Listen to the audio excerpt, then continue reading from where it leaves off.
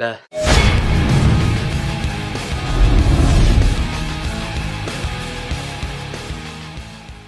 But okay, anyway, enough of that stupid intro. But yeah, let's do a kind of review. Sorry about my hair. It's just it's raining outside. Anyway, let's just talk about Devil May Cry. And I completed this the day after it came out, which was on the Saturday. And oh my god, this game. Oh, it's a game. Just like, and this game is just it's fantastic. I mean, it's the most funnest game I've played since Resident Evil 2, the remake. Like, you don't understand. I've never had so much fun playing a game, and I'm literally just started replaying this on Son of Sparta. I mean, just after the difficulty of Devil Hunter, which is normal, I'm on hard. Then I'm gonna replay the game until the point where there's no more difficulties to do this on. But anyway, so yeah, Devil May Cry 5. What a game, man! Just saying, just what a game. Like, I've never had so much fun, just as I said before.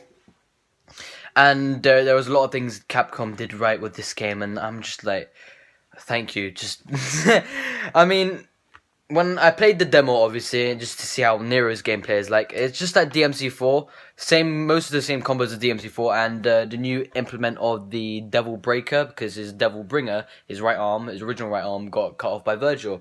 Yeah, this will have spoilers anyway as well. So, and instead of playing just 2 characters, play 3 characters, and they're bringing this back somewhat similar from Devil May Cry 4, because in the main campaign you start as Nero, then somewhat halfway through you play as Dante, then you switch back to Nero. Now we've got 3 characters. We've got Nero, Dante, and V, a new character, which is basically Virgil, or Virgil's human side, and then, well, yeah, basically, I'll get into that later. So the way everyone plays, I mean, Nero plays is the same as Devil May Cry 4, but way better for some reason. Dante takes some elements from Devil May Cry 3. It's still got the style switching option from Devil May Cry 4. And yeah, and V play as a very, very unique playstyle, which I actually kind of like, but V is not a character I would like to play all the time though. But anyway, let's start off with Nero. Nero's Devil Breaker is just amazing. I mean, the types of Devil Breakers you get the Overture, yeah, and that's just a simple one-hit Hakai to the demon's face, and then you got Punchline and all the Pasta Breaker, Sweet Sacrifice, all those other bonus stuff you get from the deluxe edition, which I have right here. And for Dante, yes, as I said, mostly the same from DMC3, elements from DMC4 added to it, and the amount of weapons you get with him, like 5 melee weapons and 5 range weapons. It's actually crazy. And Dante's new sword, which I actually kind of like, but it's a sword that I won't be using again when I'm replaying it. Reasons why, because when you use that sword, it's not the exact same as Sparta or Rebellion, because Sparta and Rebellion have the same movesets when using it, you know, but then for this one, similar movesets, but they just kind of, you know, how to say, the translation between these moves, or how you input those moves, are different. Like, what is it called? That when Dante flips the sword, you have to do triangle, wait for a moment, and triangle to actually do that. Back then, you just needed to equip Swordmaster and press circle, and you can do that. Now that's different. So, and most of the moves that I like Dance Macumbre, that's like my favorite move in DMC 3, 4, and 5 here, and just to get that extra stylish points when building up the combos as well for Dante. And yeah, so when it comes to the other weapons, Rebellion and Sparta are basically the same. They have the same moves as I said earlier. And Cerberus is back. Well, King Cerberus to be exact, because this is a different type of Cerberus, because the one in DMC3 was just a normal Cerberus. This was King Cerberus actually. So in this Cerberus, you still got ice. Then you get new elements like fire and lightning. And what was the other weapon again? The gauntlets and the boots, basically. I think they came over from DMC1, but then that was really reskinned in DMC3 as Beowulf, and that Beowulf got reskinned as Gilgamesh in DMC4 for Dante. Then obviously the weapons, you get the simple ebony and ivory, the coyote, and the Michael Jackson hat. That's why I like to call it, because he starts dancing like Michael Jackson in the game. And the Kaliyan too as well, which was basically a little throwback from DMC3. And yeah, so Nero, all the weapons he has is just the Red Queen and the Blue Rose. That's it. And talking about Nero, when you complete the game, Nero does unlock a Devil Trigger. So, because I really like the mechanic of Devil Trigger in DMC 3 and 4. You know, regenerates health, extra power as well. And when the game was revealed, I was very scared. Would there be a Devil Trigger in there? Would Capcom forget about it? And I was like, when I saw gameplay, I was like, oh, thank God.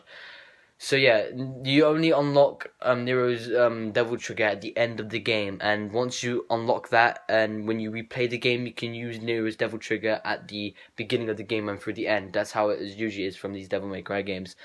And same as Dante as well. When it comes to Devil Trigger, he's got his normal Devil Trigger as well, but then he's got another form called Sin Devil Trigger, which is, oh my God. It's something you wouldn't expect. I mean, you can get it anytime, but the tricky thing is that you need to use your main Devil Trigger gauge to put it into that gauge, charge up, and it actually lasts a really good time. But the amount of damage it does, and it's so useful for defeating bosses and getting them extra style points. So yeah, and talking about now I talked a lot about Nero and Dante. I want to talk about V. V's let me see. V's fighting style is very unique because if he doesn't do the fighting himself, he usually uses these pet minions.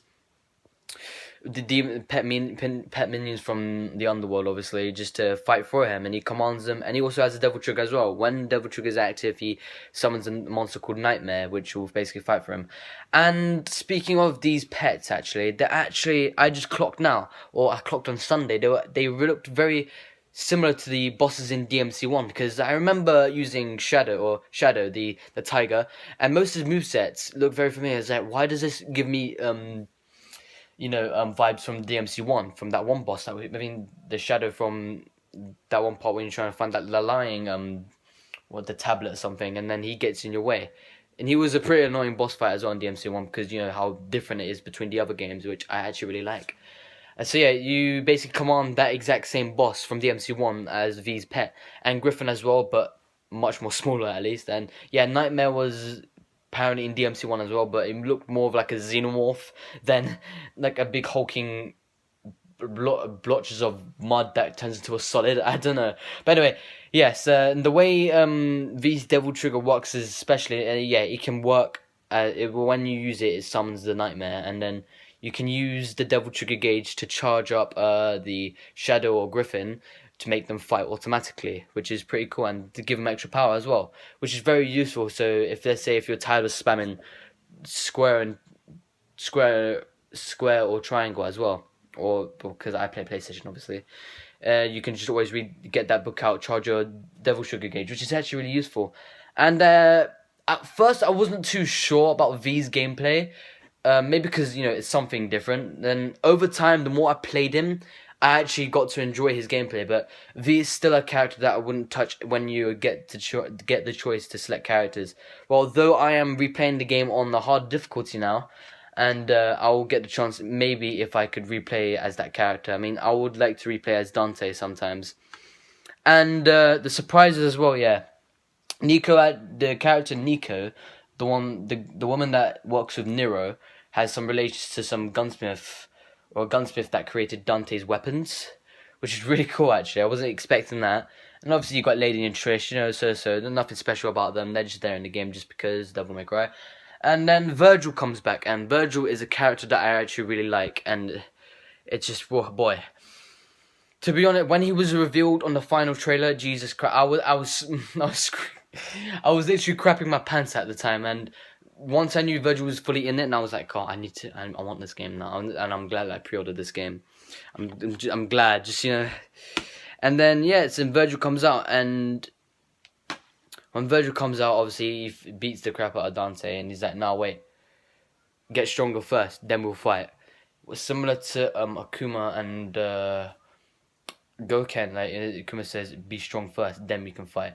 Somewhat to that, and obviously, but then after Virgil disappears for a while, waiting for Dante to get stronger, then there was this dramatic scene where Dante reveals to Nero that Virgil's your father, and that was the most dramatic scene throughout the whole game, because Nero's throughout that whole mission, throughout the whole game now, when Dante said that, Nero was literally in shock and he couldn't believe it, and I think when this last mission as well, when he talks to Kyrie on the phone, and then Kyrie gives some weird advice. I can't specifically remember what he said, but obviously, emotionally, in the Devil Trigger was basically emotionally triggered by Nero. I mean, that's how most powers go through in these Japanese type games or anime anyway. So that's how he gained his Devil Trigger, and very somewhat resembles his previous Devil Trigger. I mean, because if you really compare DMC4 and DMC5 Nero when it comes to his latent power, and DMC4, his power wasn't really fully released yet. So I think Yamato, Virgil's Sword, was the one that triggers his latent power, and what I call his Devil Trigger in DMC4, I call it the latent form. Basically, you know, it's basically an undeveloped Devil Trigger that shows a very a spectre figure just above him, basically what represents what he probably would look like if he actually achieved Devil Trigger. Now he's achieved Devil Trigger finally, and he regenerated his arm and the Devil Breaker. You can still use Devil Breaker when you regenerate the arm, and now he's got him brought back moves like, you know, the Buster technique.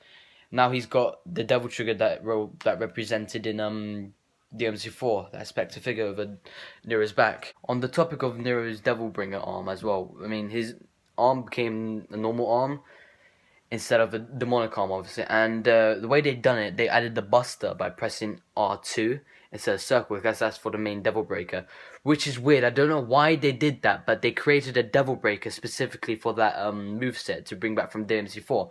They call it the Buster. They can't Buster Breaker, or they just Buster Arm or something. So that the Buster Arm works exactly the way the Buster works on R2, and it's literally. But then here's the thing. But with the Devil Breaker for the Buster, you just hold circle and it releases more power though. But it's literally the same thing. I didn't understand why they had to do that though, but they did it anyway. So, but anyway, other than that, splendid game, DMC5. Oh my god, to me, I think this is probably the best DMC game they've ever made. I mean, it was really hard for me to decide it was either DMC3 or this game, and boy, I'm happy to say this game is the best Devil May Cry game that we ever got. So yeah, that was a very long run actually, 12 minutes, Jesus Christ. Hope you guys enjoyed that review and my opinion on the game. Anyway, if you want to see more videos like this, like reviews or my thoughts on more, or whatever basically, just, you know, simply hit that like button, and I'll see you guys next time.